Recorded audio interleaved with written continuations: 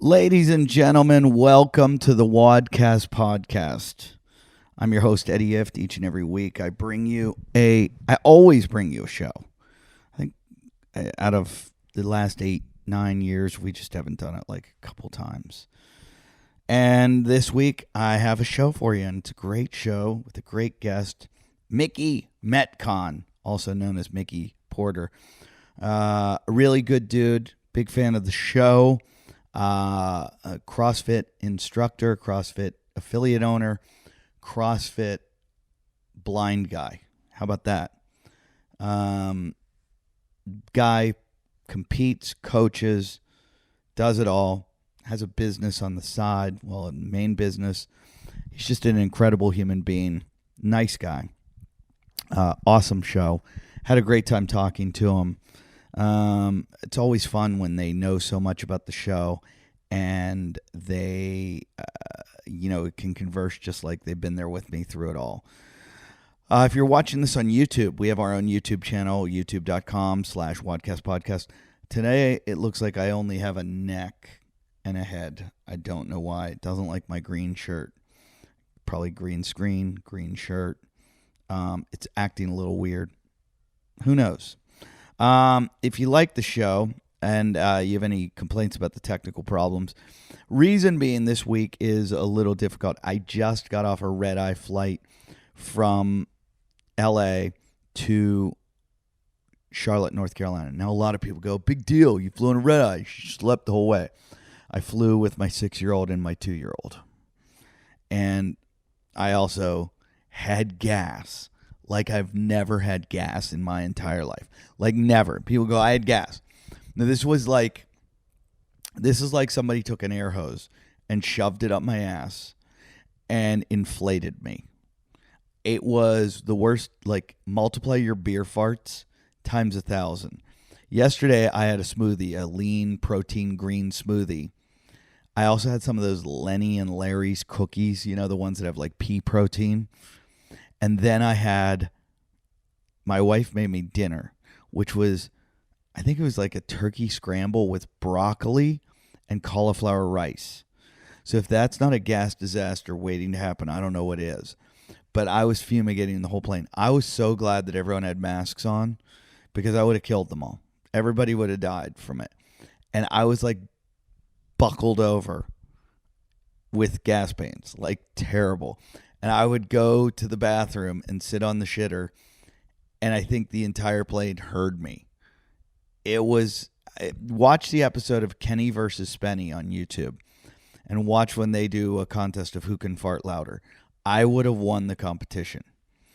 But anyways, that's neither here nor there. I hate that statement. More importantly, go to our Patreon if you're a fan of the show and you want to donate and win something. We're like the best show. We pretty much reward all our Patreons. You want to get yourself a Myopux or a Leopard Claw. Total, about $450 worth of stuff. Get in. You could be in the drawing, like our winner this week, Nick Hall. Nick Hall won himself a Leopard Claw and a Myopux. Now, Nick, don't back out. You only donated $5. And now you got $450 worth of shit. Keep it going, man. Keep supporting the show. I give you a new 5th episode for being a Patreon, and you also get to win something, possibly. Go listen. I think I'm uploading it right now, the Chris Cote episode. Really good. Guy's going to be a commentator at the Olympics. I have some really fun episodes coming up. A friend of mine, an former Olympian skier, having him on. I think I'm going to put those in the Patreon episodes. They're a little different. They're off the beaten path. I'm going to try to get through this intro quickly because I want to get to Mickey Metcon, and we've got some great upcoming episodes next week. We have Eric Rosa, the owner of CrossFit. I am touring. I'm just doing a little bit of stuff right now. You'll see it on my Instagram, @EDIFT. I'm doing shows here and there, working out my new material. For my big Back in the Saddle tour, which starts September, October, November, December. I'm going to be everywhere. Reno, Vegas, San Fran area, San Diego, LA, Scottsdale, Canada. I'm going to be in Edmonton and Vancouver. I'm going to Anchorage, Alaska. I'm going to Kansas City. I'm going to Florida, Naples, Key West. All my dates are going to be at eddief.com. We are going to do a pre-sale, sell the tickets. You can get cheaper pre-sale tickets, and then the regular sale will happen. So you better get on there, get your tickets, because this is going to be the best tour I've ever done, the Back in the Saddle tour. I don't know if there's anything else I need to tell you. If you don't know what a myopux and a leopard claw is, you're out of your mind. Greatest stuff to rehabilitate your body. Myopux electronic muscle stimulator. I use one all the time. And the leopard claw I use constantly. I just brought it with me. It's in my bag. It is a Graston type thing that you use to scrape the adhesions off. Everybody should have these. If you do CrossFit, you should have these with you. It's as important as knee sleeves or tape or wrist wraps or whatever you're using. But those are preventative. This is to take care of the stuff when it goes wrong. What else do I have to tell you? Lots of good episodes. This one I think you're going to love. Enjoy it. That was the quickest intro I've ever done. I hope it works out for you. We are recording. How you doing, Mickey? All right. Welcome to the Wodcast podcast. This is your host, comedian Eddie Ift. I wish. And athlete Eddie Ift, endurance runner, pro surfer. Yeah. Father Eddie Ift. All of those. And I'm your guest today. Some of those I like to think I'm good at, and some of them I know I'm not. So I don't like to group them together, because then I feel like I'm a failure at all of them. Well, what's going on with the comedian thing? Are you back touring now? Or yeah, I start laying low. No, I'm doing spots every night now, and getting my shit together for my tour. I'm doing a tour called Back in the Saddle. Awesome. Starting, I'm just looking at the dates right now. September, October, November, December, every single day. Every weekend I'm out on the road, Thursday, Friday, Saturday, Sunday. So awesome. And your local clubs are open back up there, right? Yeah, they are. We're still doing some outdoor shows, but everything started June 15th. Everything in California moves inside. Or it doesn't just move inside. The mask law is gone. So so we will be back in the clubs. I've already done the Improv in Hollywood, which is fully opened, but nice. Yeah, it's nice. It's also one of those, like, if you look at the numbers on the statistics last year, they were like this last year at this time. So I'm like, really? There's a little fear in me. Like, the giant spike was November, like through January. There's a little fear in me that this is seasonal, and that everybody's vaccinated, but like come November again, we're all going to be like, what the fuck? And I'm wondering about that too. Or if in 6 months from now we need a vaccine booster. Yeah, and everybody just starts getting sick again, and we go through this all again. And I don't like to get into the politics of it, and people hate when we talk about it at this show. But because the truth is, I don't really have that firm of an opinion, because I don't know. Like, we're a bunch of apes on a rock. Like spinning. So we are. Who knows what's going on? Right. It's a weird world. Way of knowing. I have friends that were like Hunter McIntyre, doesn't wear a mask, gets on planes, goes everywhere, never was afraid of COVID, never got it. And then I have friends that masked up, never left their house, that got it. I have a friend that got it twice. It's such a strange disease. It affects everyone so differently. Yeah, and I have so many friends that have lost loved ones from it. So like when people are like, "Oh, I don't know anyone," I'm like, "Really? Well, I do." So it's just hard for me to have an opinion and say that I know anything. I'm just amazed when people are so declarative, when they get on like Twitter and rant and rave, and I'm like, "Do you really know that much about it?" Yeah, well, people are going to have their extreme opinions either way, and I don't know, when anyone's too far to one side or the other, it scares me a little bit. Well, I tend to be like you. I tend to avoid some of those political conversations and just rather not get into it. I do know this. Most of my really smart friends all have been vaccinated. Yeah. And a lot of my really dumb friends are really against getting vaccinated. So I'm like, I'm gonna side with my smart friends on this one. They've all been Might be a safe one. they've been really successful and kind of figured out life. My buddy across the street that operated on his own scrotum, that is really anti-vaccine. I think I'm gonna opt for not listening to him. Yeah. I think at the end of the day, I listened to my smart friends also, and I got vaccinated, so they'd get off my back. So let's talk about you, Mickey Metcon. Yeah. How'd you get that nickname, Mickey Metcon? So just like most CrossFit gyms back in the day, they don't want you to go by Eddie. They want you to go by Blood Fart or whatever the name is. Yeah. And I started it coaching along the way and writing the workouts for the gym. So I wrote the Metcon every day. So I became Mickey Metcon, not because I work out a lot, just because I was the one writing all of the programming. So that name kind of stuck, and it's been my name since 7 or 8 years ago. What's your gym? Where are you? I'm at CrossFit Toledo, so the city that you always make fun of and won't visit, but maybe someday you will. There's a funny bone there, I think. There is. Brian Callen was just here over the Memorial Day weekend. I was in Vegas at the time, so I didn't get to catch him. But we're only 45 minutes down the street from Ann Arbor. Our gym is Oh, really? You're that close to Ann Arbor? Yeah. We're only 45 minutes from Detroit, 45 minutes from Ann Arbor. So well, I'm trying to get to Ann Arbor. Toledo is like being so far away, but I grew up in Michigan, and it's just on the other side of the border. So I'm trying to get to Ann Arbor. We're trying to work something out right now to my schedule. Is it a funny bone there also? No, it's the Comedy Showcase. It's one of my favorite clubs. And I know you've played there quite a bit. I haven't been able to get up there to see it yet, but I'll catch you next time. They were on hard times during COVID, and I promised the guy I'll come back. And the owner, I love the owner. There's very few comedy club owners that I really, really like, and this guy's just a good quality guy. So I want to do him a solid and get up there and it's a hard town to do comedy and keep a club going because it's a small population. But it's just an incredible club. It's low ceilings, which are the key to comedy. And he knows that. And the guy should consult on how to build the inside of a comedy club. It's like, how you go in some gyms and somebody like knew exactly how to make it flow.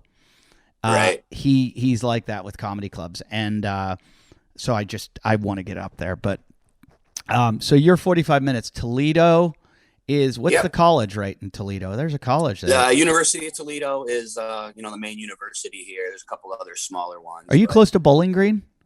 Yeah, Bowling Green's only a half hour south of us. Okay, that's it. I've been to Bowling Green. It's funny I use Toledo. Meanwhile, I don't think I've ever been there. Right. I thought I was there. I thought I was there, but I've been to Bowling Green. Okay. Yeah, that's just a half hour down the road. Yeah. So you've been CrossFitting for how long?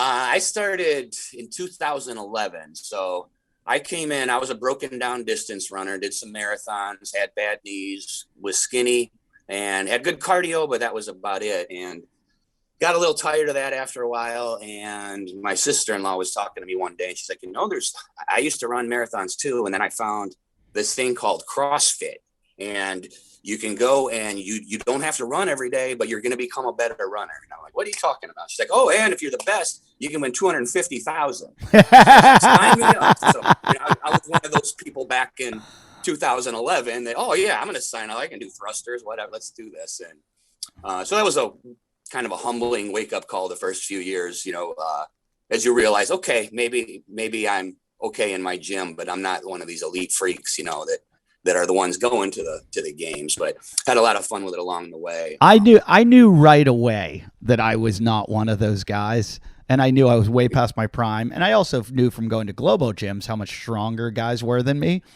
But we did have a guy, I can't remember his first name. His last name was Hopper, and he was a really good athlete. And he made it to the regionals. And he could do like a 203 Fran or something. Like, he was ridiculous. Yeah. And I couldn't beat him at anything. But I would chase him, and I would always be looking across the room like, that's who I'm going for. I'm going for him, and nowhere near him. And, every once in a while there'd be something in my wheelhouse where, or he was taking it easy, and I'd be coming close to him, and it's like a golfer, like a shitty golfer that gets a hole in one and thinks they should go pro. So that would happen to me. And I remember it was one day he and I just started deadlifting, and we just started adding weight on and adding weight on and adding weight on. And we both took it up to like 475 or something.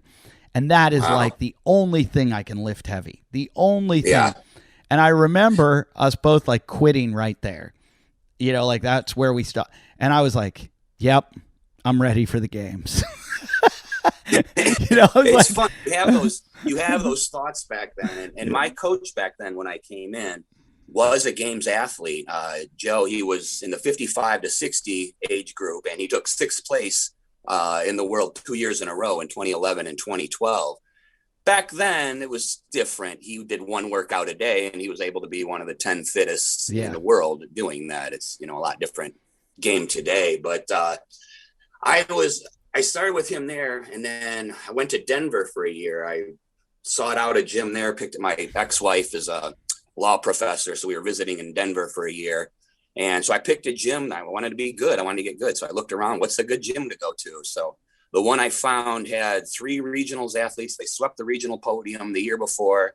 They had 2 teams that went, and they had the Masters 60-plus champion. And they had all the coaches from Denver working out at this gym because they all wanted to be part of it. And it was very humbling going from being one of the better guys in my local gym, you know, the top quarter of the whiteboard every day or whatever, to all of a sudden being at the very bottom around all these great athletes. Yeah. And that's how it was crazy. That's how I am when I go to Canada.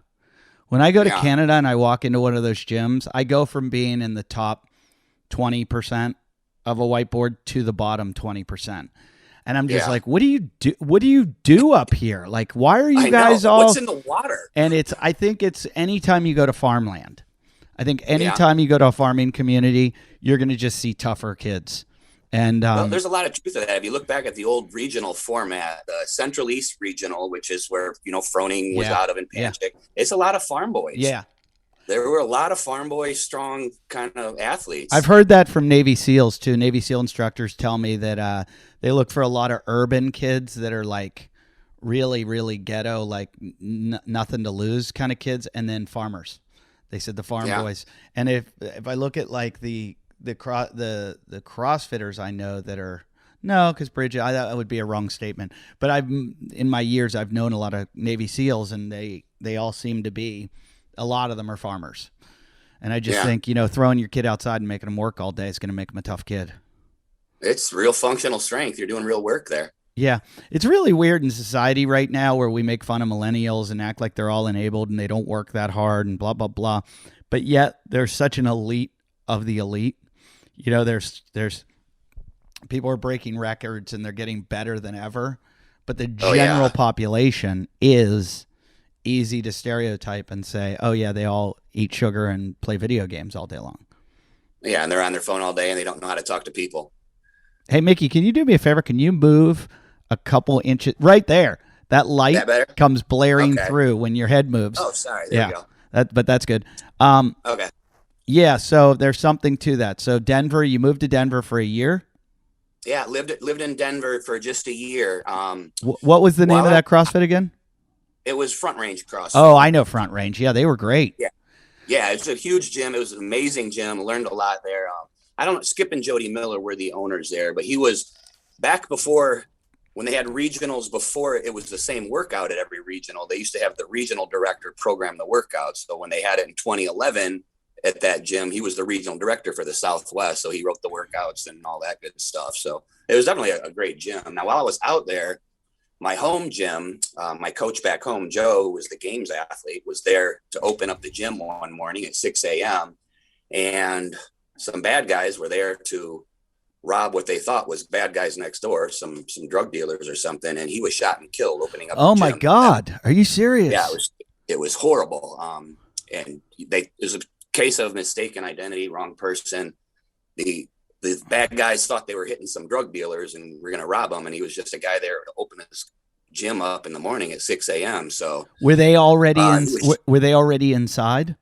No, they met him at the door as he was opening about 5:45 to open up for the class. So it didn't last too long and they ended up shooting him. And does anybody know the story behind it? Did he fight back? We don't know. And I wasn't one of the ones there that morning. So all he had on him was an iPad, like maybe $20 in cash, not much. He's just going to open up the gym in the morning. And so the gym members found him, gave him CPR, and he was rushed to the hospital, but pronounced dead. So yeah, pretty horrific time for the gym. So the gym actually shut down for a while, and his widow, who the gym passed to, had a couple of different managers for a while. About a third of the population stopped doing CrossFit. They were Too too bummed torn out. up. Another Yeah. third went to other gyms, and about a third stuck around. So she went through a couple of different managers. It wasn't working out that well, and then she ended up selling it to another member who hired a couple of different managers. It wasn't working out. So my partner and I started managing the gym for him. And then eventually we bought the gym from him. So I've been programming and running it for about 8 years, but we've only officially owned it for about 3 or 4 now. Wow, that's a tough story. It's like I always wonder how people come back from that, and you hear about the incident, and then you never hear about what happened 2, 3, 5 years later. It's like Right. Cantor Fitzgerald, that brokerage firm in New York City. Oh yeah, that horrible shootout. They Yeah. are, they were on the top floor near the top of the World Trade Center, and like almost the whole firm passed away in the attack on 2001. Yeah. And a buddy of mine now is very high up at Cantor Fitzgerald. And it's just weird to be like, what's that like for the guys that stuck around? I mean, I Yeah. always think like it's terrible to lose someone. It's terrible to lose a loved one. But to lose, you hear about a person that loses their entire family or all their friends or their teammates or something like that. Like a team gets on a plane and the plane goes down and one teammate didn't go. How do you get through life after that? It's a struggle enough after losing a loved one, but to lose everyone, I just don't know how people do it and make it, or someone in the military that loses all their, buddies in battle or something like that. It's just the amount of trauma that people can withstand and get through and move on. It's like, holy shit. I know how little things affect me. I'm like, geez, I don't know how I would be. I just can't imagine just not folding like completely. Yeah. And I think, It's horrible. and I think sometimes, there are people that do. Like there's people out, homeless people in the street, and if you got their story, you'd find out that kind of shit happened to them. And then you're like, oh, this is why you're living in a tent under a bridge somewhere. I get it. Like you've just fallen apart, and deservedly so, like understandably so. And so here we are, we have such a homeless problem here in California. Everybody complains about this and that, and and it's like, but if you knew that guy and you knew what he went through, you'd be like, I totally understand. Yeah. And a lot of those people are probably just a few steps, there's probably a lot of people that are only a few steps away from that, some bad tragedy, some bad addiction. And before they know it, they're in one of those homeless tent cities too. That just sucks. I think I remember the story about the guy getting shot during the mugging. And, I can't believe that was your gym. That's So does that stigma, like, does it kind of hover over the gym, or do you guys keep It did for a while. When I first got back from Denver, coming to the gym to work out, it was weird every time. You pause at the door and, oh, this is where it happened. Now, we were in a smaller space right next door. So we're in kind of a warehouse district in one of those warehouse box garages. And we were in a smaller one at the time, and we're in a bigger space next door where there used to be a different business. So it's right next door, but in the beginning, it was kind of weird. Now so that was back in 2012. Right. So it's been 9 years now. So most of the people at the gym don't even know, have no idea who he was. Yeah. There's maybe less than 10 that were around. Do you have a memorial to him, or do you do a workout for him? Or we do a workout every year. A workout his sons wrote called Joe. It's a long, horrible workout, but it's a combination of thrusters, pull-ups, and burpees. Oh, sounds mixed awful. With double unders. Yeah. And if you do it by yourself, it's like a 40-minute, 50-minute hero type workout.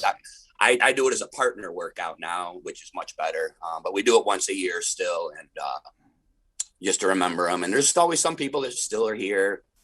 We printed up these Joe shirts that have the workout on it way back in the day, and you still see those popping in every now and then. So he's still being remembered. And how did you guys do through COVID? COVID, it was tough. We when we first shut down, in March, we had no idea how long are we going to be shut down? Are people going to stick around? How long can we continue to pay rent if people stop paying their gym memberships? And in Ohio, we were fortunate. We opened up back relatively quickly. We closed in March, opened up at Memorial Day. So in between there, we had 2.5 months where I was making, we loaned out all our kettlebells and dumbbells. So everyone had something at home for the most part. And I would just write home body workouts every day, put up a YouTube video with a link, and people would do their workouts from home, post their scores every day. And we were fortunate that all of our members stuck with us through the shutdown. That's good. I think once we were able to open back up for Murph, people were eager and ready to go for that Memorial Day workout. I think CrossFits are a lot like churches. They say it's culty and everything, but I think they're kind of like churches. And when you're in a smaller community where there aren't as many CrossFit gyms, it's like, where are they going to turn to? They stick with you because you're there and you're part of their life. And, we're out in LA. People are like, I quit this one. I just go to the next one, blah, blah, blah. But in a smaller town like Toledo, you can kind of, if you lose that community, you lose it. So you can't leave that thing. You're part of the cult. No. and COVID did claim, even though we weren't closed down too long, Toledo had 6 gyms, and afterward we had 4. So two took the hit. I wonder. Yeah, 2 took the hit. I have Rose on next week, and that's one of the questions I want to know. I probably shouldn't pose all my questions to you that I'm going to pose to him, but I'm kind of like, it's so funny you get an opportunity like that, and there's so much I want to ask this guy, but I don't have a lot of time, and I just find it so interesting for a guy that's in such an important position to ask him. Like, I always want to go for the joke, but with him, it's like, no, I got to find out, what his vision is and what this guy wants to do. And I'm sure he's told it before, but I want to find out how he thought these things out. Or ask him the terms of Glassman's non-disclosure. That's all I want more than anything in the world.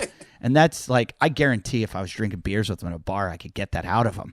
But maybe I feel like I can get that information out, not on the show. No.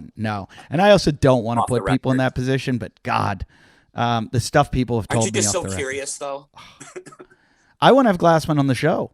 I would say the person I want to have on the show, the only person I want to have more than Rosa, is Glassman.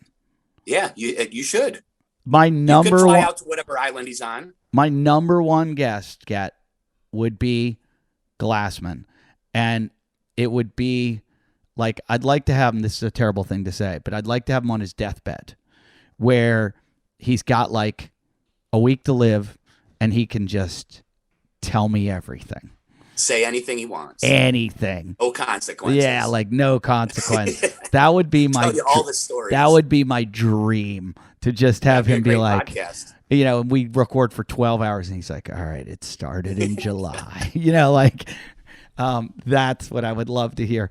Because I feel like too many people go to their death now with their secrets. No one. Yeah. There's all these people like, I hope OJ, like right before he dies, is like, hey, by the way, I killed her. Some things to say. I want her to know. Did you see the other day there was they used DNA evidence to discover, like they figured out a murder that happened in like 1965 or something. And That's so crazy. They were able to find out who the murderer was. And they found out it was this guy. I guess he apparently was a suspect or something, but they have new technology that they were able to find out. But the guy since has died that committed the murder. But he lived his whole life with having this murder under his belt without telling anyone. And he got away with it. Yeah, but like, you're like taking your last gasps of air. Like, don't you owe it to the world to go like, I did it? Like just to tell Eddie on the podcast. Yeah, like, why are you taking that to your death? It's just weird. So I want to hear. I want all the dirty secrets. I want everything. And Glassman, he's got that NDA. He's never gonna.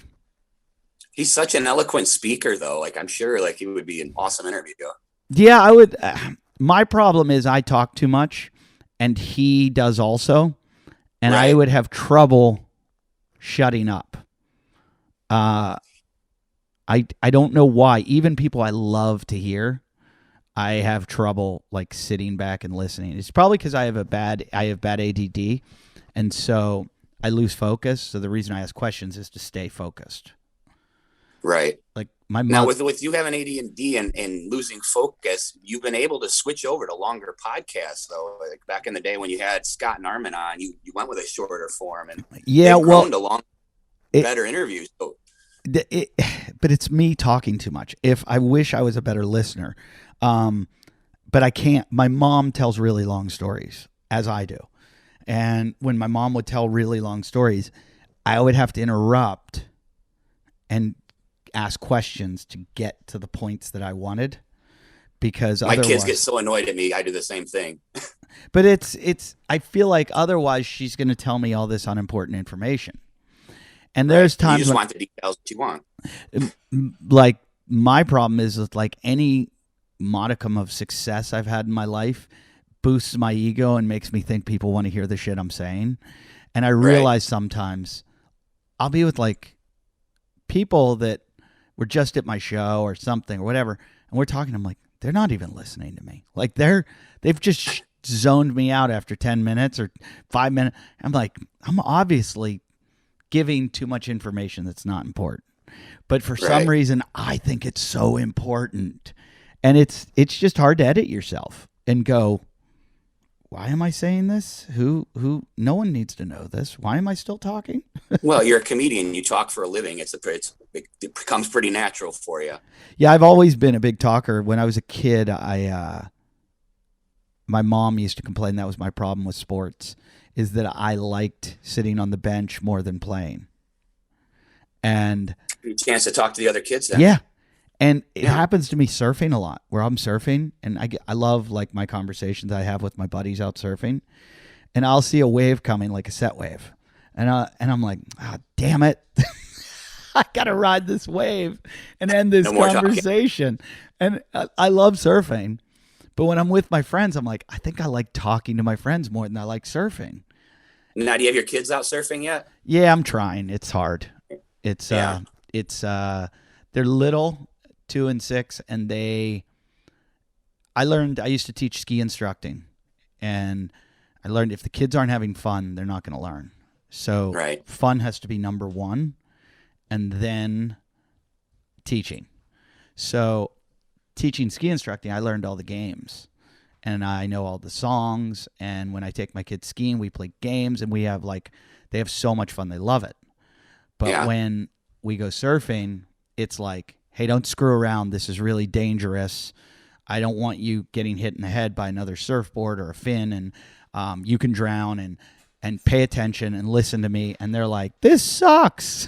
Yeah, this is some fun, Dad. Yeah. Let's skip that. So me and all the other guys in the neighborhood are talking about taking all the kids out together, and that way the kids have fun with each other. And kids are naturally competitive. And you should have one kid get up and ride a wave, and every dad points and goes, look at him, look at her. And the rest of them are like, I want to do it.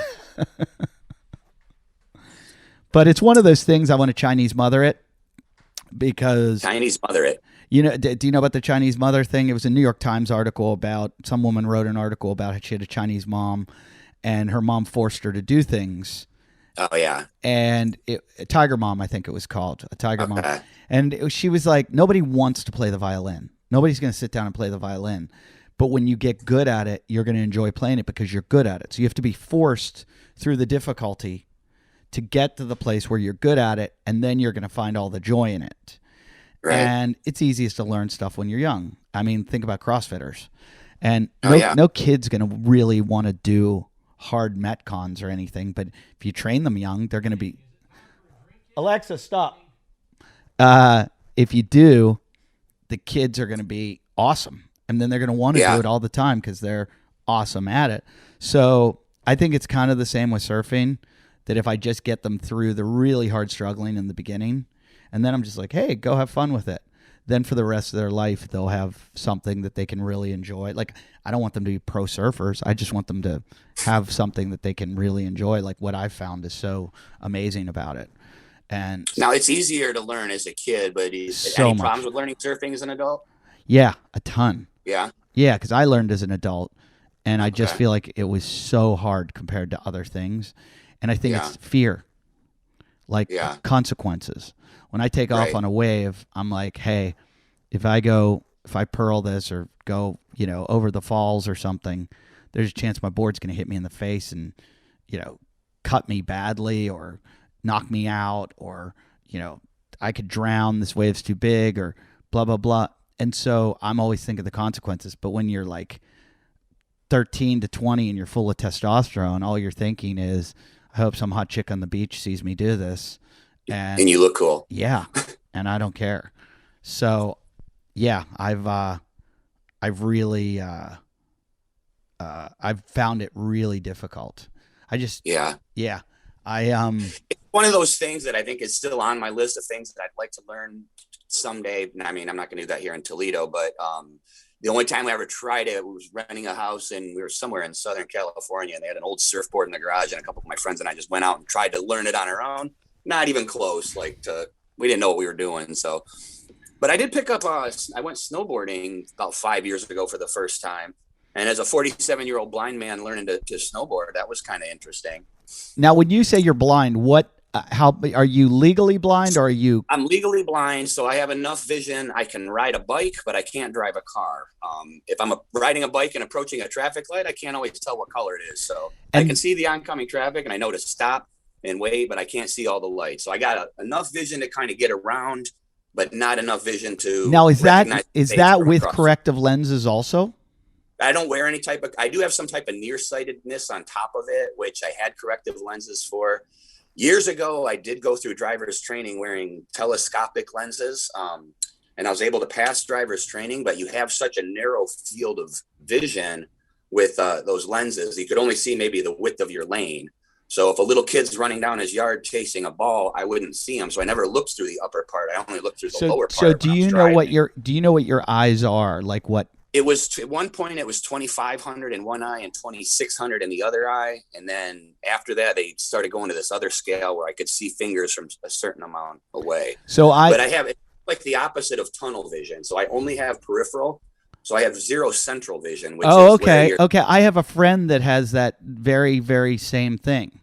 And, it's very similar to macular degeneration, which normally has an onset later in life for people. I have a juvenile form of it. It's called Stargardt's. The technical name is fundus flavimaculitis, but it's known by Stargardt's. But it's also called juvenile macular degeneration.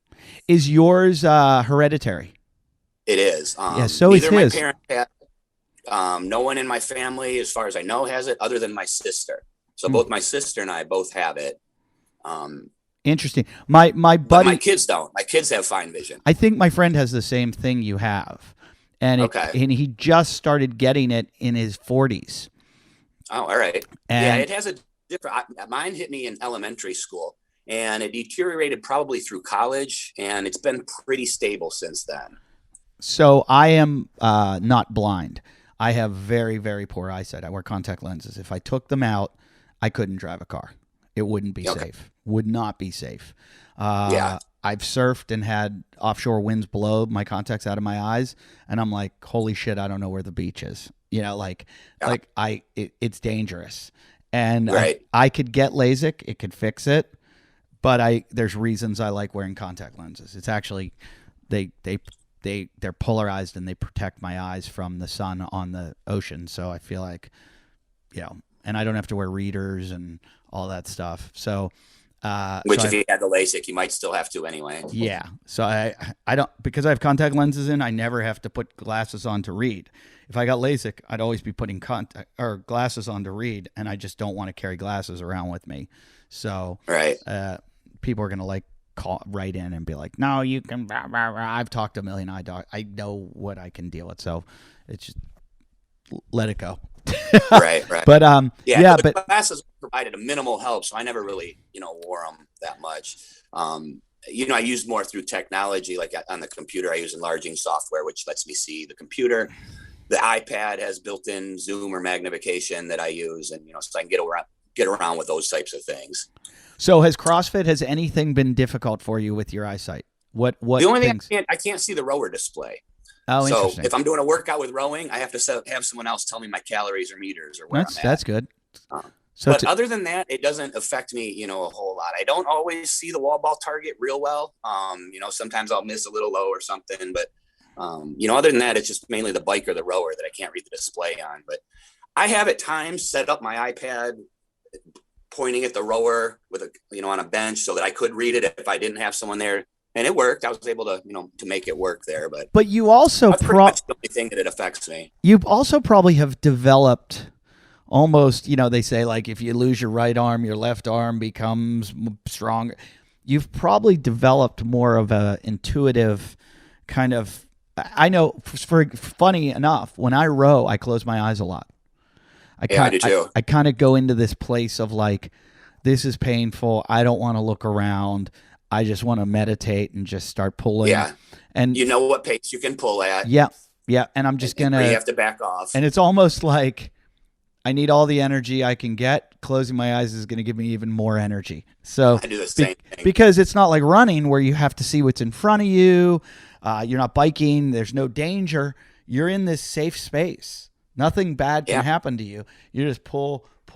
So you might as well just close your eyes and like take a nap while you're doing it. Right. Yeah. But then once, I'm getting to the end of that, I want to know, like, when is this over? How much longer do I have to do this? So, well, I think I do like a little bit I was going to say that's probably the worst part of it, because I don't know if you do this, but whatever workout I'm doing, I'm always playing games in my head of like, okay, I'm in round 2. Round 4 of like 5 rounds. Round 4 is going to be the worst one. It always is. So once you get through round 4, you only got 1 to go. It's easy. But then you're looking, on the rower. Okay, so for this many calories, I'm going to go hard. Then I'm going to lay off for a little bit. Then I'm going to go hard again. And you don't have that ability to do that. So that must suck. No, I'm kind of at the point now where, I don't know, I've been doing 10 years of Metcons and I'm a little bit over it. And a lot of days it's like, okay, this is 5 rounds. Maybe 2 is enough today. Maybe I just want to stop after 2. I have plenty of days where, I just don't even feel like doing it. I cut back on the conditioning some. I used to be, I got to do all the workouts, do 1-2 a day. And now I'm down, I do it about 3 days a week, maybe. Yeah. I hear that from everybody that's been doing CrossFit longer than 10 years.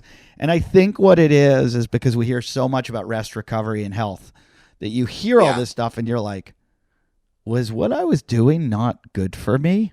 And, right. And at a certain point, you just start going, what is the optimum amount that I'm going to do, since I'm never going to be a games athlete? What is the optimum amount of exercise that I need to make me the best I can be at the same time, where I'm not going to that point of diminishing return? Right. Well, there's kind of those 2 measuring points. There's the minimum effective dose, and then there's that maximum recoverable volume. And a lot of people earlier on in the first 5 years of their CrossFit is pushing that volume. What can I do and still recover a little bit? As we get a little older and wiser, now I'm more looking for that minimum effective dose. How much can I work out and still drink beer and not get too fat? Me too. In fact, I was just reading a trainer, Red Bull's trainer, trying to get him on the show. And, he works with all the Red Bull athletes, and I was reading what he was talking about, and it's what I tell everybody, every coach and trainer I think should get all their clients to get a blood test and a DEXA scan. Problem is a lot of places don't have access to a DEXA scan. We're lucky we're in LA, but I've had friends in like Vegas go, I can't even get one here. But if you have access or you fly into LA, it'll take you 10 minutes to go to Body Spec and go, it's near the airport. It literally takes 3 minutes, I think. You lie down on this table, it's $45, and you've got your DEXA scan. Which is way more accurate than any of the other. Oh, it's just body composition scan. It gives you everything. And so, but I'm going to add to that, I think you should get a Vo2 test too. And that's my next thing, and I'm going to do a whole series of shows on it. I'm going to probably take Hunter with me to show the difference between he and I, what a freak of nature he is. But I'm going to get a Vo2 test because you can you can make your VO2 better. And that is, how you can test how your conditioning is. And so if I look at my blood work, my DEXA scan, and my VO2, if I'm progressing in life as I'm getting older with those, you can look at your scores and you can go, hey, I just did Helen faster, or I just did this better, or I did that. But it's like, yeah, but what do your insides look like? What do your joints look like? What's your cartilage look like? Why are you really doing this? Yeah. And so I feel like with VO2, blood, DEXA scan, you can go, well, my body fat's down, my muscle composition's holding, my bone density's great, my blood work's great, my VO2 went up, okay, I'm progressing in life as I age. And so I think that's the secret. We're so lucky to be able to have so much data now. Oh, I know. Now, when did you notice, Eddie, that I'm old so you're and tired? You're a little bit older than me, I think, right? Yeah. When did you start to notice a decline in strength?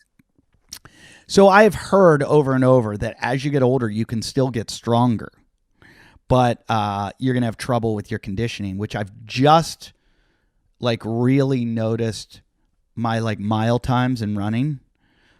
I just did this thing where I ran a mile every day for 10 days and I did 100 push-ups as fast as I could. And then I did it for 10 days with a weight vest on. And when I went and did Murph, my push-ups were so easy. Push-ups are the hard part of Murph. Yeah. I breezed through 10s. I never had to break ever. I was like, these are so easy. The pull-ups were the hard part, and the squats were a little, but and then the second run was hard. But I couldn't believe how easy the push-ups were because I just did a little bit of training. Yeah, so it makes a big difference. 20 days of training really made a difference. So, Hunter has a training program for Murph. And he was joking with me. He's like, why didn't you do it? And I'm like, I'm an idiot. I should have done it. And I would have seen my Murph time went down 5 minutes from the year before. So I was really out of shape last year. So it's hard to say. That question is a tough question. My conditioning is probably better right now, just out of training wise, but my strength I've lost a lot of strength. Yeah. But I cannot attribute it to age. I can probably attribute it to never having a spot, never having people push me. I'm at home working out in a home gym all the time. And I don't have that, you walk into a gym and they're like, we're squatting today. I go, I don't feel like fucking squatting. There's no way I'm getting under that bar. But if I walked into a gym and that's why I say you can have your home gym and you can think you're doing great and it's accessible all the time. You're never going to be as fit as you are going to a gym. No, not at all. I have a great home gym in the garage here and I maybe use it once every 2 weeks. Yeah. Because I would rather go to the gym and work out there with other people. There's something about 3-2-1. Yeah. I've even heard, who did I hear? Might have been one of our guests, might have been Chris Smith, someone who said, if you 3-2-1 all kinds of stuff in life. Oh, yeah. You do the countdown. If you wake up in the morning and you can't get out of bed, just go 3-2-1. I'm getting out of bed. And you do. You force yourself to get out. And it's why you watch a lot of action sports athletes. They'll be standing at the top of a big jump and they'll go 3-2-1, dropping or send it or whatever they do.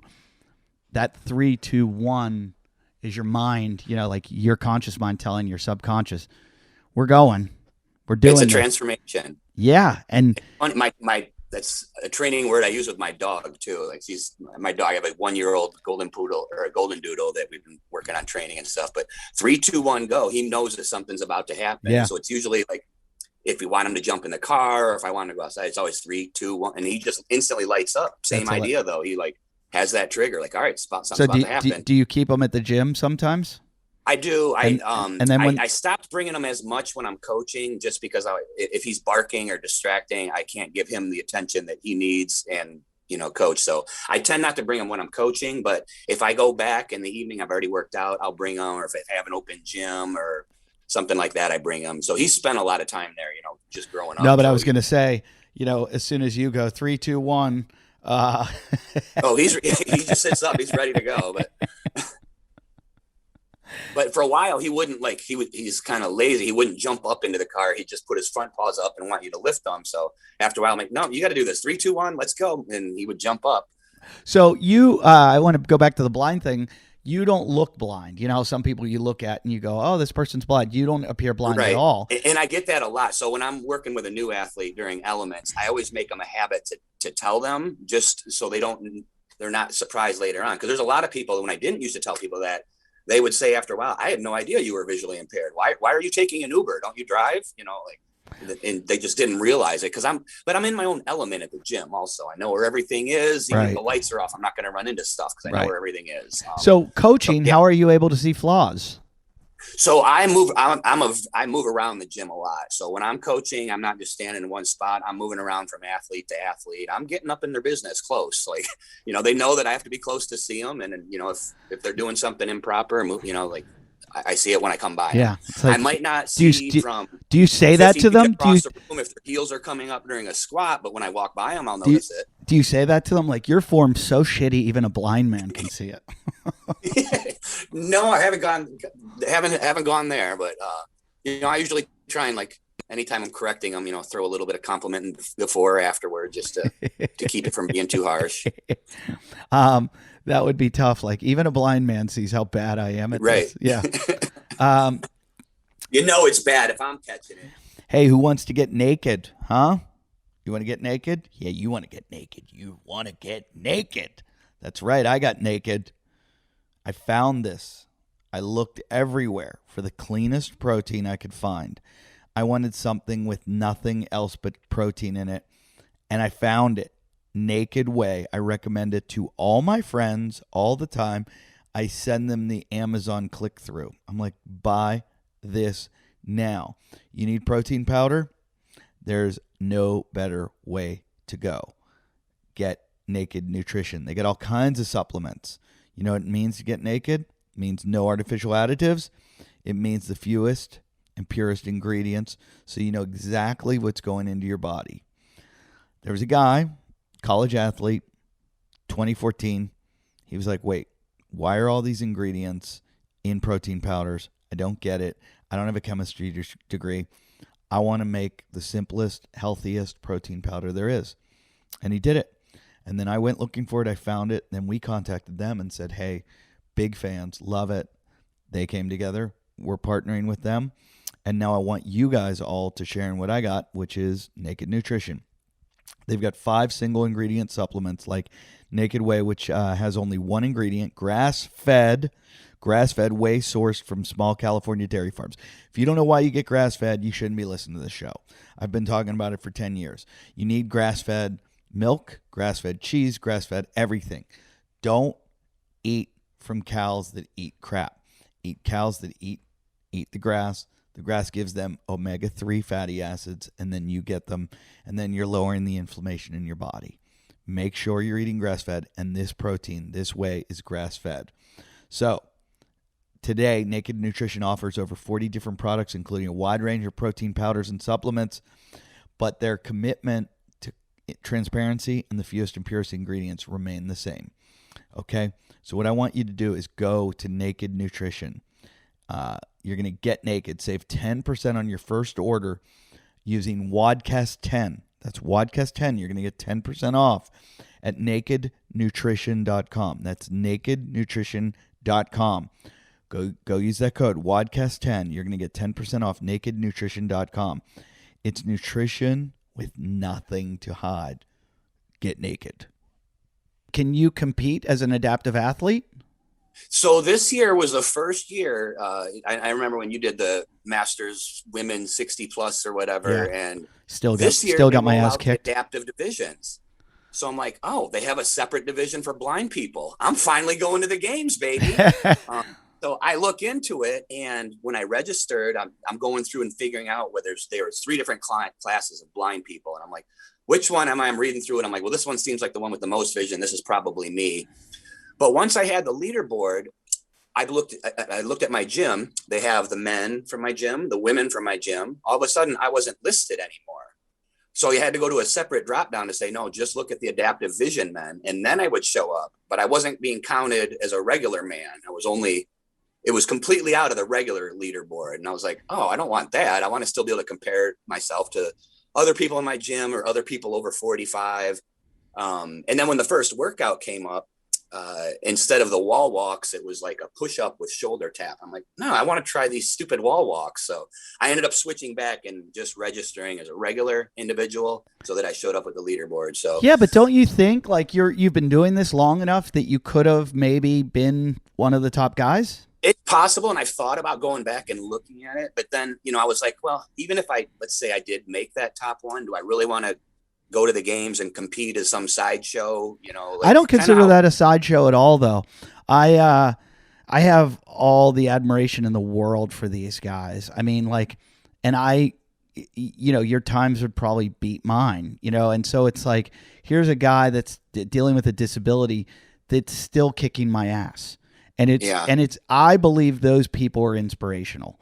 And I truly absolutely. believe that. But there's a lot of people dealing with other disabilities that are much more like, because with mine, it doesn't limit me other than seeing the rower. Like, I don't feel very limited by my vision with the workouts. And that may or may not be the case with some of the other visually impaired athletes, but I don't know, because the workouts were so different. I was like, I don't want to do them. I just want to do the regular workouts that all my class is doing. And I'm a piece of shit of a human being, and I like to make fun of everybody, no matter who they are or what they are, because I kind of feel like it's being inclusive. Like, sure, like I'm not going to exclude someone because they have some kind of disability. I'm going to make them part of the team, and but I feel like society has, and this is my problem with like racism and sexism and all these things, that the people that are so woke right now that are saying you can't make fun of this, you can't make fun of that, it's like they are saying they're better than everybody and they're protecting everybody else. I'm like, no one needs protected by you.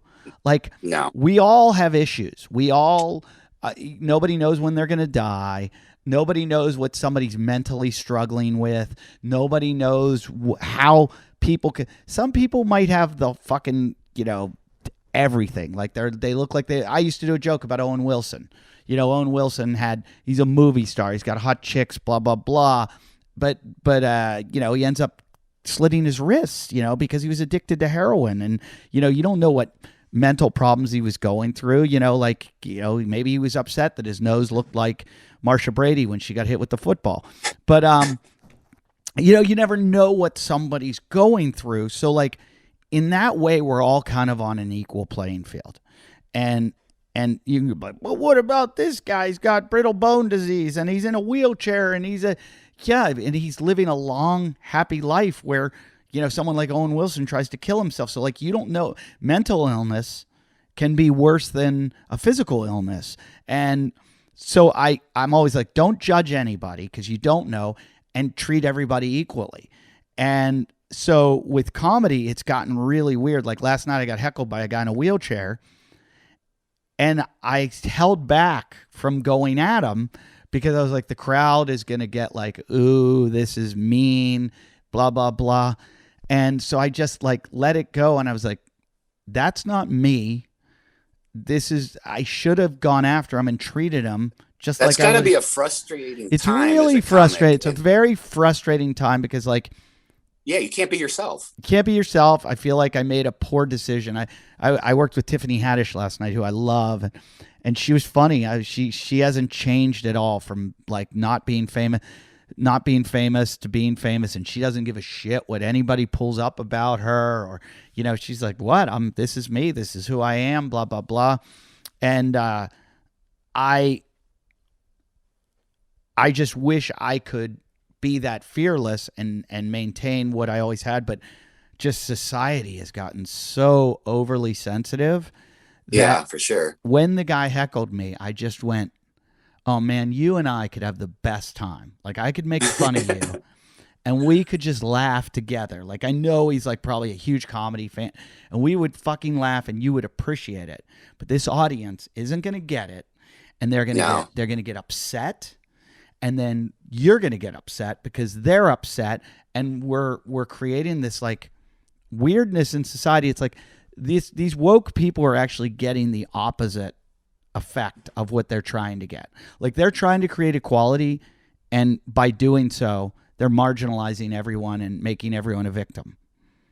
But if they're if they're coming to see you and they're a paying customer, then what? And it's a comedy scene. Why be offended because you decide to go back at a heckler that's in a wheelchair? I mean, it's just. I heard a story one time about a heckler in Nick's Comedy Stop in Boston. This is an old story. The heckler just kept going. And he was really giving the comedian a hard time. I don't know who the comedian is, but he finally got off stage, took the heckler, wheeled him out to the fire escape, and closed the door. Awesome. And that's genius. That's so funny. And probably the guy had the heckler probably thought it was hilarious. The crowd thought it was fun. It was hilarious. Yeah. And so if you did that today, it would be in every newspaper on CNN all day long saying, and the guy would be run out of society. And he's insensitive and hates people that are disabled. He's wheelchair-ophobic or something. Whatever, they'd have some new name for it. Right. I've had so much fun with some transgenders on stage. And then I've had transgenders who have literally tried to end my career. And I'm just like, you want to be treated equally. If you were a lawyer, I'd make fun of you for being a lawyer. If you have red hair or brown hair or have a goatee aren't you glad that I'm treating you like everyone else?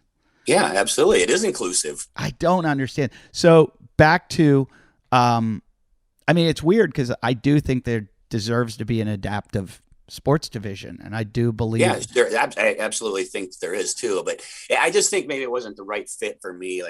Plus maybe I was just a little bit scared if if I do these workouts and I end up in 500th place, am I going to feel real bad about myself? I don't know. How I did after I went against those 60+ women. Well, there was years ago back when I was doing the running. One of my goals back then was to qualify and run the Boston Marathon. And I was nowhere near it. I was still 20 minutes away or whatever. It was over a minute per mile. Mm-hmm. And then I started looking into it. I'm like, oh, you can actually register for it. And they have a visually impaired exemption, which as long as you can finish in 6 hours, you can still run it. And I didn't sit right. I'm like, well, the running, aside from one time when I did miss a turn on a marathon and ran a little extra, other than that, running doesn't really, I can see the ground. I can see my feet. It doesn't impact me. So I didn't feel right taking that accommodation. I wanted to qualify on my own, and then I ended up quitting running and finding CrossFit. But you didn't want to be that guy or that woman that has 1/16 Native American Indian in them that then takes the scholarship. That's never met anyone from an Indian tribe in their life, and they're like, whoa, thank you, 23andMe. I'm getting a scholarship. Yeah, I get it. But it's also hard to turn down Boston. It's hard not to, I ran New York City. I didn't win the lottery to get in. I raised money to get in. It was one of those things. I want to run New York. How am I going to do it? Yeah. Hunter right now, who's on the show all the time, is trying to break the world record in the Clydesdale Marathon. Oh, really? Yeah, he has What's to go. The time for that? I think he's got to go around 2:30. Okay. And he's weighing. What is it? Is it over? I think it's over 200 pounds. Okay. And he's got to go 2:30 marathon, and I think that is so fast. He's 215 pounds right now. I think he might have lost some weight. He might be down to 210, 208 or something like that. But he's an endurance freak, though. He's a freak. I watched him run a 10K where he ran 5-minute miles, and I was in the pace car commentating, and I'm watching him, and I'm going, he looks like he's running slow, really slow. And then we got my phone, my watch goes 1 mile pace, 5 minute, and I went, what? And then I'm like, oh, he's gonna blow up. And then at 2 miles it was 10 minutes, and then 3 miles, 15. And I'm like, how does he do this? And I'm like, I couldn't run 1 mile like that, even close. No. And I see some of those the lead guys in some of the races and stuff, and you see them run by you casually doing a 5-minute mile, and it's a pace I couldn't hold for a 400 meter. Yeah. And then I had Ryan Hall on the show, who was the American record holder of the marathon. And he was talking about how small you have to be to run that fast, and how like a pound here, a pound there makes such a difference. And I was like, I used to think, well, what's it matter? And now wearing a weight vest, I know. I'm like, oh my God, you add 20 pounds to me. It's insanity. It's a big difference. So for Hunter to be able to lug that weight around, I'm pretty impressed by him. Oh yeah. You know, he's a good friend of mine, and I talk about him a lot on the show, and I make fun of him, but I am proud of him. He is one of the most exceptional athletes I've ever met in my life, and I will still argue he is one of the fittest people in the world. CrossFitters, I'm sorry. Oh, I thought it was great seeing him come in as the wild card right at the CrossFit Games. That was, and boy. He got through that first event. He did amazing. Yeah, and if luck went his way, let's say event 3 was the second one, he would have been up at the top. He would have probably won the event, and then he would have won the ruck. I mean, I'm pretty sure he would have won the ruck. That's definitely in his wheelhouse. You know, like they've done Murph before. He would be able to win a Murph. There's things he could win, but we won't get into it because there's too many people it pisses off. But but he did the other day chase a bear up a tree, which I thought was pretty amazing. I've never seen that happen before. He is a savage. He's the dumbest person I know. I've seen him like chase rattlesnakes, but he chased a bear up a tree. Go on my Instagram. I think it's the last thing I posted or 2 ago. It's Hunter chasing a bear up a tree, a black bear, and it's not a baby. It's a regular size black bear, which I could be wrong. I'm pretty sure black bears are known for the most deaths. Why was he chasing a bear up a tree? Because he's Hunter McIntyre and he's an absolute moron. It's one thing to be fearless, but that's a wild animal that could eat his face. Yeah. And I've heard the bear goes up the tree. I was reading about it afterwards. The bear goes up the tree to kind of evaluate the situation. Then the bear's coming back down. So he called me. He's like, no problem, blah, blah, blah. I'm like, yeah, you'll see. Yeah, we're going to read about you dead. You know, watch Grizzly Man. I don't want to be that fearless. Yeah. If I see a bear, I'm running the other way. Oh, I'd be so scared of a bear or a mountain lion. A bunch of buddies and I hiked up Saddle Peak Mountain the other night at 8 p.m. when the sun went down. And more than 5 guys. I think I had 7 guys with me. Still scared of mountain lions. Still thinking about it. You know, like didn't want to be first, didn't want to be last. Right. You want to be in the middle of the pack where it's safe. Yeah. Want to have time to get my knife out and start stabbing.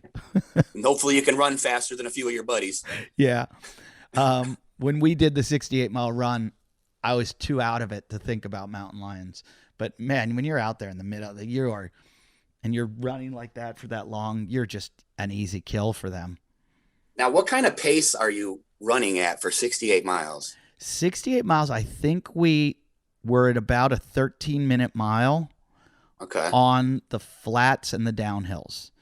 And then when we would go uphill, we were up around 17 minutes, 18 minutes. Yeah, it's just a slow walk at that point almost. Yeah, I wouldn't even say it's a slow walk. It was like, it was a pretty good, you figure someone walks like a mile. Ascent. Somebody walks a mile in 20 minutes. We're walking uphill 17 minutes. So you're like at a brisk pace and then a jogging pace for flats and down to the point where if anybody ever wants to do an ultra, the only advice I have for them is it's like a car. You have to put gas in and you can't redline. And so all you do is watch your heart rate and don't let your heart rate redline. Like you stay in fat burning, stay in aerobic the whole time. Don't go into anaerobic. You will a little bit, but know when you go anaerobic, you got to put some nitrous in. You got to put sugar in you. So eat your sugar to get in when you're into anaerobic. Like you just do a big hill or something, or you're about to do a big hill and you're going to be moving fast. Get some food in you to give you that burst of energy because you're going out of fat burning. And then it's so much energy, there's so much time. But then can't imagine how much you'd have to eat along. But your liver has so much stores of fats that you can go for so long. So your liver's giving you all those, the ketone. You are ketonic in that situation, I believe. Sure. And as long as you keep your heart rate low enough and you're fueling, you can go for like ever until you're like, Now, how was the recovery from that? Because the next day was brutal, like painful, like didn't want to get out of bed, just didn't want to move for one day. After that, I could walk around. I was fine, but I did have chondromalacia, which is like patella pain on my knees. And I thought the longest an injury lasts on me is 6 weeks. I'll do some stuff. It'll go away. 6 weeks later, I still had it. And I was like, wow, this fucking is bad. And I was like, did I permanent damage? That's what I started to think. Yeah. And Kelly Starrett, I called him. And you're a little bit of a hypochondriac too, though. A lot of it. No, I'm not a hypochondriac. I'm just very aware, and I'm very. I like to fix shit. So as soon as I feel it, rather than letting it, there's people out there walking around with really bad problems. I fix them before they become a problem. So the second I feel it coming on, I analyze it. I find out what to do to fix it. Blah blah blah. So I called Kelly, and I think I called it chondromalacia. And he's like, okay, first of all, it's chondromalacia. And he's like, second of all, he just gave me a couple stretches, and then I took cartilage collagen, and boom, it was better. And that's what I was going to ask you, because you said you were a runner that had bad knees. You fixed your knees, obviously. Yeah. How'd you do it? It was just... it was weird. When I started CrossFit, it was completely different than what I was used to. I didn't understand it. This intensity thing was different. Post high school, post wrestling, you get into the bodybuilding, and I was doing the typical chest and tries, back and buys, and, isolation stuff. And then you come into this CrossFit, it's functional movements, and we're putting things together, and you're also going to do your cardio with the weights at the same time. And it was completely different for me, but because it was new, I just kind of went with it. And over time, every once in a while, I still like to run. So I would just start going for runs just on the weekends, and, keeping it maybe between 6 and 10 miles, and just cutting my running down to once a week instead of running every day, and strengthening my legs a little through squatting and other movements. All of a sudden, the inflammation in my knee was gone. I didn't have pain, and I was running faster and felt better. Yeah, because from doing some other training, you hear people's knees go, and like one of the guys we hiked with said, "Oh, I've got bone on bone," and you're like, "Do you?" And they're like, "Yeah, I've had scans and I've had this," and I'm like, I wonder how often that's you've got something like chondromalacia and you're not fixing it, or you've got a improper gait, or there's something you're doing wrong. There's just your mobility is wrong. You're moving wrong, that your movement patterns could fix that. Because I usually find with all my aches and pains, something's wrong. And I'm just not doing, usually it's an asymmetry. And, I have really bad elbows from just way too much flexor stuff. And all I have to do, if I do extensor stuff for a little bit, boom, starts going away. And I'm like, why don't I do this all the time? Because it has to match up. Yeah, it makes sense to kick. I think you had those. Did you have the Move You guys on? Yeah, I love those guys. Yeah, those guys are great too. Mike's become a good friend of mine because we're both from the same area. And I see him whenever I go down to San Diego. And he is just hilarious and just so knowledgeable. But both them and then the Squat U guy that's in the Squat University guys, Illinois somewhere. But those are two that are great sources of information that I just love. But I find myself, because I was dealing with a bit of a sciatic pain and a little bit of pain in the hip on the one side from an asymmetry. And I start watching some of those videos and learning. And I was kind of like Eddie. I was like, oh, I have this. I got piriformis syndrome. Oh no, I have this. And you all of a sudden think you have all of these things. They call that pre-meds disease. When people go to medical school, they get a disorder from learning so much about all these different, they start diagnosing themselves and thinking they have everything. And I'm kind of like that. But the great thing is Kelly Starrett started this thing called the Ready State. And they have an app that you can put on your phone. And if you have like a pain in your shoulder, you click your shoulder, and then it'll like say like where in the shoulder, and you point there, and then it'll even get in tighter, and it'll be like there, and then you go, okay, this is your I don't know what your scapula, blah blah blah, you know, your serratus or minor, da da da, and then you're like, okay, and then it'll say, here's what you need to do to fix this, and I just love it. I mean, like, I feel like I'm an amateur physical therapist. Friends always go, oh, I have this, and I'm like, here's what you're gonna do. I'm just so bad at doing those corrective exercises, though, and actually taking the time to make the difference. I need to be better about that. I think I'm a little too ADD too, because I'll do it for a day and I'm like, oh no, it's feeling good. I'm just gonna go back to squatting. I hate being in pain, so I like to fix things. But I got to be honest, I should do way more to fix my elbows, because when I have to grab something like and pick it up, I always go, oh, that, you know, like when I you know, pinch with my fingers, the pain just goes up I feel it in my elbow, and I'm like, I'm not doing enough extensor stuff. I keep one of those little rubber things in my car to open my fingers. Yeah. I forget what the name of that company is. Those are really good. Somebody from the show, like a fan, recommended. This is why I love this show too, because I'll talk about something and then a fan will go, I use this, or I use that. You should use this. And it's more like, I shouldn't call them fans because I don't believe in fans, but it's a community, and I hate to use that word too. But there's a group of people that go, oh, I've used this, I've had that, this fixed that. And it's like, oh, thanks. You know, thanks for giving me the information. So somebody recommended it's like a little rubber band with like 5 little holes in it, and you open your fingers. And so kind of like those toe separators that people wear, something like that, but for your hand. And you open your fingers, and it makes you work your extensors. Okay. But I also just learned a few good stretches for it before I surf, because surfing, I'm a lot in flexor, like curling my hand and pulling the water, and you know, pull-ups. I hurt for 6 days after Murph in my biceps because I didn't train my pull-ups at all. I hadn't done pull-ups in a long time, like over a month, and then just went right into Murph doing 100 pull-ups. Yeah. And I programmed a lot of workouts leading up to Murph type workouts, just to kind of get people ready for the volume of it. So about once a week for the 8 weeks leading up, we kind of did a progression building up. But I loved Murph this year because I've done it, being there 10 years now, I've done every variation with a vest, without a vest, unpartitioned. This year, I decided I'm going back to no vest, just my body weight and Cindy style, just go through it. And it was great. The next day I was fine. That's how I did it too. It felt awesome. Yeah, it was back, instead of like 50 minutes or an hour, I was back to like 40 minutes. It was good. Yeah, that's exactly how I did it, and that's about what I did it in. And while I was doing it, I was like, oh, I could have done it with the vest easy. Yeah, I know what I was thinking, but I was glad I didn't. Same here, especially the way my biceps felt after that.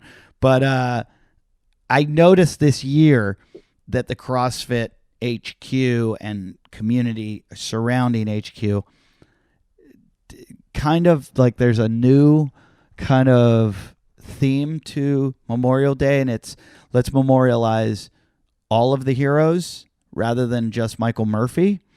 Yeah. And they kept talking about, it wasn't, hey, we're all doing Murph. It was, hey, pick a hero workout to do. And I wonder if I don't know. There's something about Memorial Day and Murph. It just goes together. But I'm telling you, I wonder if it was a tacit thing, or I don't think it was. I think probably, some guys from the military have said to them, hey, there's a lot of guys out there that, a lot of heroes besides Murphy. Yeah. And we should recognize them all. And so it was a concerted thing. I saw it over so many things where they're like, if you're going to do Murph or any hero workout, it was the first year where they were like, any hero work, not just Murph, you can do. And I was like, that's great. But there is something about bringing everybody together and having everybody do the same workout. And, maybe make a hero workout for all the heroes, for all the guys that have fought and lost their lives and for us.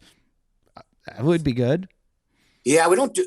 Murph is really that one stands out the most as one that you do on a day. There's a couple other that I'll program the same time of year. So we do that Joe workout every November. And then 4th of July, we always do this workout called Badger, which is 30 squat cleans, 30 pull-ups, and an 800-meter run for 3 rounds. So another longer, fun workout. And then there's one other one I usually do around Labor Day. Oh, the Hot Shots 19 one, which was the firefighters. Yeah. I should do that one. Firefighters have a really bad name where I live. The people here are very ungrateful, I believe. I've read books about what happened in our Malibu fire, and there is a theory here, like kind of we say YOLO, you're on your own. Not YOLO, yo-yo, you're on your own. Meaning, like if the fire comes down your hillside, don't expect the fire company to come and put it out. Like if you want to save your house, you've got to save it, or you evacuate and save yourself. But the firemen, their goal in our last fire that took out 800 homes was to make sure no one died.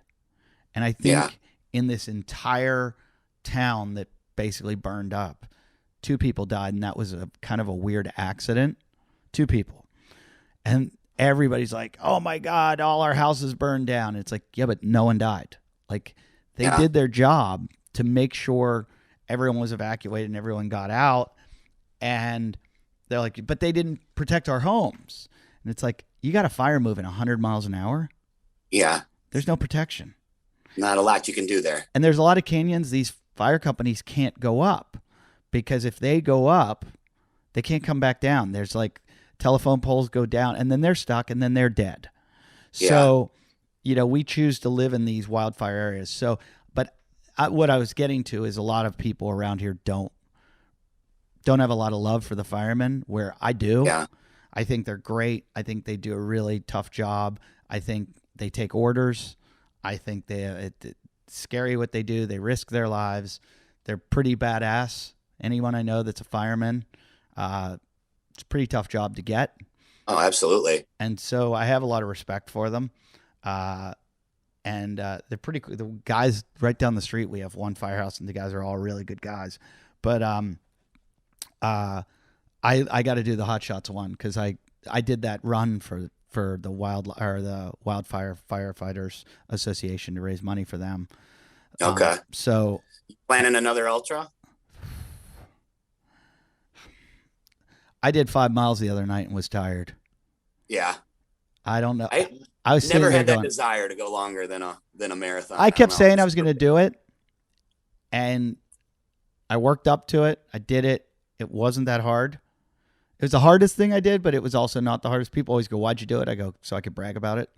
I say I'm going to ride it on a mountain bike, and I think it might be harder on a bike. Yeah. Could be. I just think some of the hills are so steep and big that pushing a bike up it is like an extra, like you're pushing an extra 20, 30 pounds up the hill. Oh, yeah. And also, like, your body's in weird positions that it's not meant to be in, sitting on a seat. Hunter thinks you can do it in 10 hours.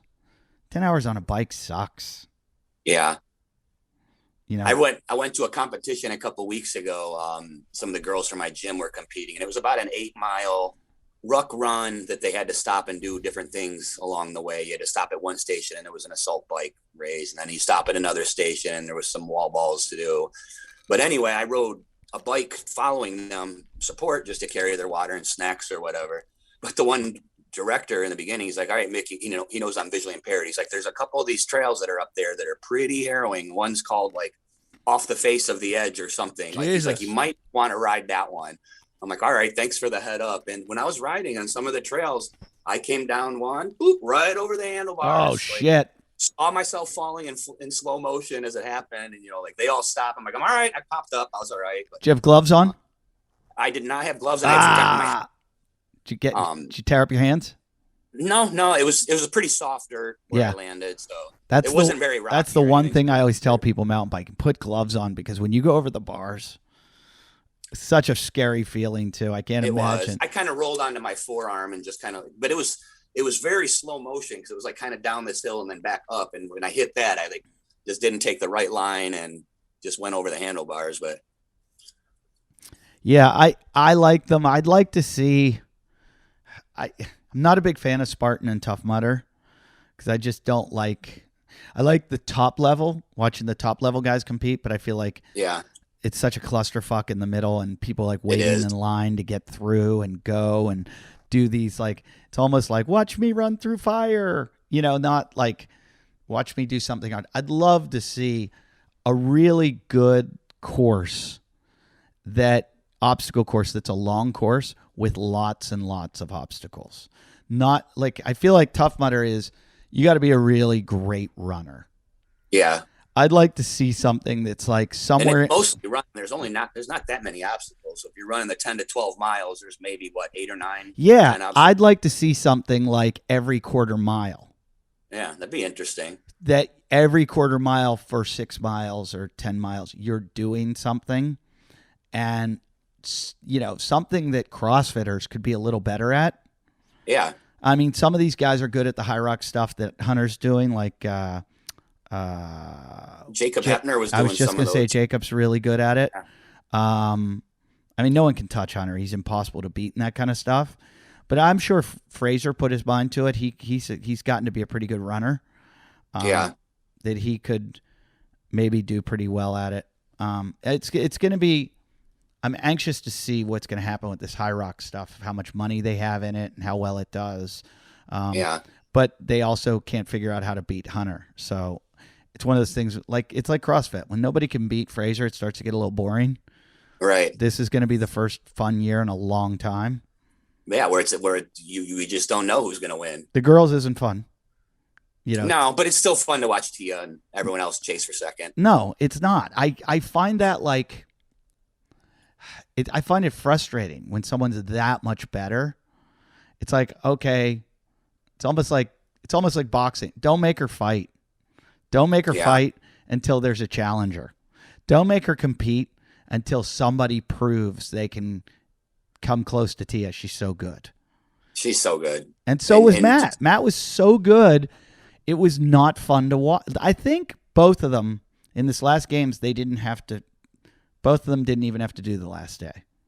No, they were just kind of that was kind of cool how they were just kind of walking through it at the end, though. But to me, it's like, I'm not going to criticize Castro's programming because they're just that good. No matter what he programmed, they were going to do it. But this year, who do you think? It's wide open. Vellner, maybe. Noah Olson. I like Noah. That Medeiros kid is... Medeiros looks good, and then there's this new kid, Powell, out of... is it Powell? No. It's Hooper. Hooper. This kid out of South Carolina.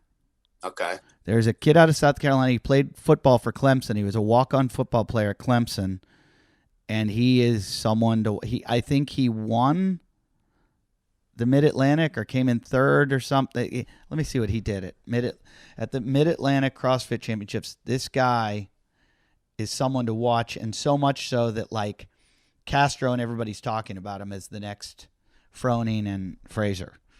And if those guys say it this year, it really could be any of a lot of different people. Nobody knows better than those guys. I'm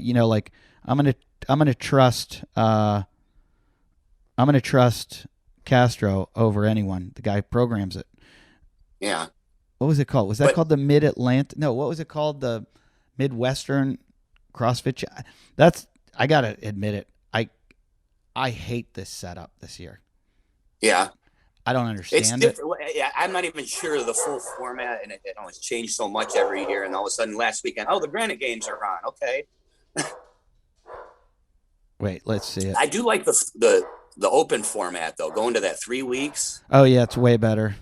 I loved that because from an affiliate perspective, by that 4th and 5th week, I was always just kind of over it, tired of judging people and everyone wanting to do the workouts 2 and 3 times. Like this 3 weeks was so much better. Yeah, 5 was way too much. I'd be burnt out always by week 2. So only having to do Mid-America. I'm so dumb. CrossFit. Was it Mid-America? I can't. It was called the MAC. or the Mid-Atlantic. Was it Mid-Atlantic or Mid? Might have been Mid-Atlantic Championship or something like that. I'm just going to look at CrossFit. So that I don't understand how people are qualifying, and it doesn't make any sense to me. And I kind of tapped out. And his name's Jason Hooper, Jayson. Okay. Hopper, Hopper. And so that's your pick for this year. I just think he's going to be really fun to watch. I think he is. I would say the only issue I have with him, I believe the guy is 6'2". Oh. And so he won't win. Right. He's too tall. And then there's another guy that's like doing really well, but he's a midget. I mean, he is like so short. And I'm just like, you guys, it's that 5'8" range. 5'7", 5'6", or 5'7", 5'8". I think they figured out it's like 5'8" is the optimum height. Yeah, about 5'8", 200 pounds. Yeah. If you're too far away from that, you don't have the right body type. Yeah, I think he came in third behind Panchik and Mayer. I could be wrong. I don't know. I don't pay too much attention to it. So that's not Panchik looks real solid this year, too. He's another name that could be It's not my bag to like. No, he was the champ. He won. Yeah. Oh, was he? Yeah. Okay. So I think this guy's going to be somebody to watch. Yeah, sounds like beat it. Travis Mayer, beat Scott Panchik. So this isn't my bag. This is more of Armin's. So right. I don't pay attention to this stuff. I pay attention to the games at the end, and I like it. I really enjoy it. But right now, just a very cursory kind of guess. Now, did you head to Madison in the Bingle bus one year? Yeah, we did. That would be in 2017. That's right. Okay. It broke down right after that. Okay. Broke down so in is it Iowa. dead and gone now? That thing is dead and gone. I loved that thing. I wish I kept it, sort of. That was a great concept. I wish I kept it and put some cool rims on it and put some BF Goodrich all-terrains and that would have been sweet. Dropped it a little. It was just a pain in the ass. So many constant problems. So, oh well. So now you're back to the home studio. Yeah, for now, until I figure out what I'm going to do. I'm probably going to get a studio somewhere or build one at my house or something. I don't know. You're not moving to Austin like all the other comedians? No, not right now. I might go down there to go surf Waco wave pool and then do a show at like the Creek in the Cave or something. But no way am I moving there. I like Austin. I think it's fun, and I think all those comedians are great. I heard there's like getting to be an amazing comedy scene. Amazing. But yeah, I don't know. I just like the beach too much. And the mountains. I don't like the heat. How long have you been in California? Probably like 15 years. Okay. 2016, I think. 2005, I think I moved here. So it's going to be hard to ever. This was always my dream as a kid. I used to read BMX magazines, and I would read like all the skateboard and BMX magazines, and all the shit was going on out here. And I would hear all these towns, Redondo and Torrance and Palos Verdes and Huntington and Malibu, and I would be like, where is that? And what are they doing? And the San Fernando Valley and Simi BMX and all these cool places that just looked like everything was happening out here. And just the other day I was driving through Topanga and I'm like, I'm here. Like, I'm here where I always dreamed about, and just a kid from Pittsburgh that never thought I'd leave Pittsburgh. And I'm like, Jesus, like this is a dream come true. So it's pretty awesome here. I mean, look, we pay a lot in taxes, but you pay a cover charge to get into good clubs, that's the you pay for something for that view and the weather. Yeah. So it's probably right now. I'll tell you what it is right now. I'm going to rub it into everybody across the country. It is what it usually is, 73 degrees right now. 73. Oh, 75. I'm sorry. It's 75. It's a little hot.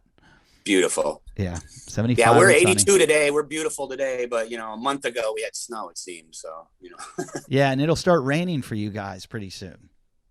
Yeah, we usually get a lot in the spring, and then I don't know. The summers, the weather's great around here, but it's short, and then we have 8 months of clouds. I go to North Carolina for a month with the family. My in-laws live down there, and the whole time we're there in the summer, it rains like every day, Oh, and because of the humidity and everything. And I'm like, does it always rain? And they're like, yeah, all the time. And I'm like, oh my god, this sucks. Like it's sunny every day where yeah, I live. you guys never get rain I'm amazed. Like all the outdoor gyms and stuff, they just have equipment and stuff Yeah, outside. Where just you're leave like, it there. It's so that's funny. crazy. I take things in because I guess I'm grew up in Pittsburgh and I'm used to like worrying about it raining constantly. Like I left my Right? leaf blower outside and I'm like, oh, I got to take that in. No, I don't. like, Yeah. like if it's gonna rain, we know about it a month before. We're like, hey, I heard it's gonna rain on It's fake July news. 7th. Everybody, get ready. Um, but I do like bikes and stuff. I always bring them in. I'm just conditioned to do that. But Yeah. no, it's awesome. I mean, yeah, we're all gonna die of forest fires and earthquakes and who knows what else, tsunamis. But we had a good tan while it was happening. That's right. And a lot of good restaurants. Yeah. And So good beaches. what's up for you? What's up for me in terms of Going on forward from here? going on forward? That's a good question. I don't know. I've long term. I don't know how long we'll be here in Toledo. I have 3 kids. My youngest is in high school now, so I don't know. Toledo is not one of those places I necessarily would have. If I could have picked anywhere to live in the country, that would have been here. But the ex-wife's job brought me here, and have kids here, so we've been here in Toledo. I love the gym, and that's that would be tough to leave. Is the gym your behind. full-time job? No, I do financial planning Okay. for my play job. And then I mean to pay the bills, and then the gym is what I do because I have a passion for it and I love it. Do you think most guys the gym is a hobby, or do you think there are gym owners making livings from it? There are some. It's tough to do. You can do it. I don't want to have a gym with 300 members. We have a smaller gym. We got about 80 clients. I have small class sizes at 12. And a great group of coaches. And, we add a couple members each month, and it's growing at a nice slow rate. And I like it that way. I don't want 200 members or I lose track of people's names and don't know them intimately. It's not really the environment that I want. So it's been great, community wise. Right. Well, it's been awesome having you on the show. I feel like you interviewed me. I talked more than I should have. You have such an interesting story, and but I can't shut the fuck up. Where can people find you? Instagram, Mickey Metcon. That's pretty much where I'm at. I'm on Facebook also, but that's just more. Do you do Mickey Micy or Mickey? Mickey. Mickey. Is that Mickey Mouse? Same thing. Mick. Yep, spelled the same way. It was Mickey Metcon.